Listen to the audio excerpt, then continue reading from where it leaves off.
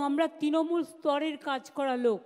2011 সাল থেকে পশ্চিমবঙ্গে ক্ষমতায় তৃণমূল কংগ্রেস।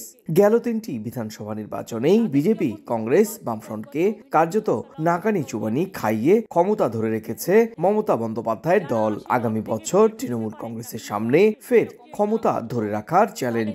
আর সেই নির্বাচনের আগে কলকাতার সভা থেকে বিজেপি, বামফ্রন্ট, কংগ্রেস ও নির্বাচন কমিশনের বিরুদ্ধে রাজনৈতিক আক্রমণ করেন মমতা। যে দুরাচার তারা করেছেন, 2026-এ বিজেপি প্রার্থীদের জামানত বাজেয়াপ্ত করার হুঁশিয়ারি দিয়ে নরেন্দ্র মোদীর দলকে সাম্প্রদায়িক হিসেবে অভিহিত করেন মমতা। বলেন, আগামী 2-3 বছরের মধ্যে ধুয়ে মুছে যাবে বিজেপি। বলেন, এবার আরো জোরে খেলা হবে। খেলা আবার হবে।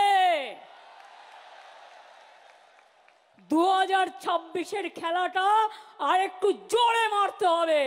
2027 থেকে 29-এর মধ্যে বিজেপির ক্ষমতা শেষ।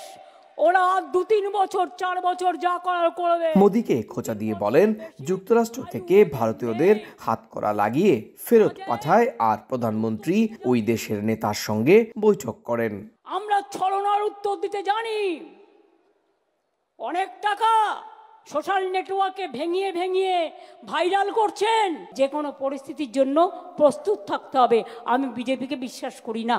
2011 সালে পশ্চিমবঙ্গে সবশেষ বিধানসভা নির্বাচন অনুষ্ঠিত হয়। সেবার 294 আসনের মধ্যে তৃণমূল কংগ্রেস এককভাবেই 213 আসন পেয়েছিল। বিজেপি পেয়েছিল 67 আসন। সুব্রত আচার্য, সময় সংবাদ, কলকাতা।